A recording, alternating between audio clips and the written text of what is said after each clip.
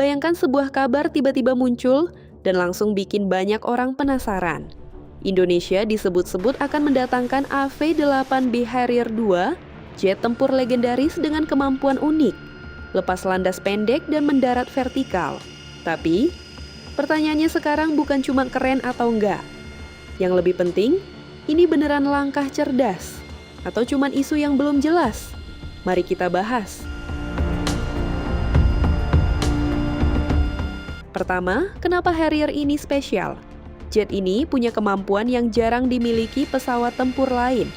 Bisa lepas landas pendek dan mendarat vertikal. Artinya, secara teori, dia bisa dipakai di wilayah yang infrastrukturnya terbatas. Kalau lihat Indonesia yang bentuknya kepulauan, sekilas ini cocok banget. Bayangin, operasi militer bisa lebih fleksibel, nggak harus selalu dari pangkalan besar. Tapi, di balik keunggulan itu, ada sisi lain yang sering nggak dibahas. Harrier itu bukan teknologi baru, usianya sudah cukup tua, dan perawatannya dikenal rumit serta mahal. Jadi walaupun bisa terbang dari mana saja, kenyataannya di lapangan nggak sesederhana itu. Butuh teknisi khusus, sistem perawatan yang siap, dan logistik yang kuat. Kalau nggak, bisa jadi jet ini malah jarang dipakai. Sekarang kita tarik ke kondisi Indonesia. Secara konsep, jet seperti ini terlihat cocok. Tapi masalahnya bukan di pesawatnya saja.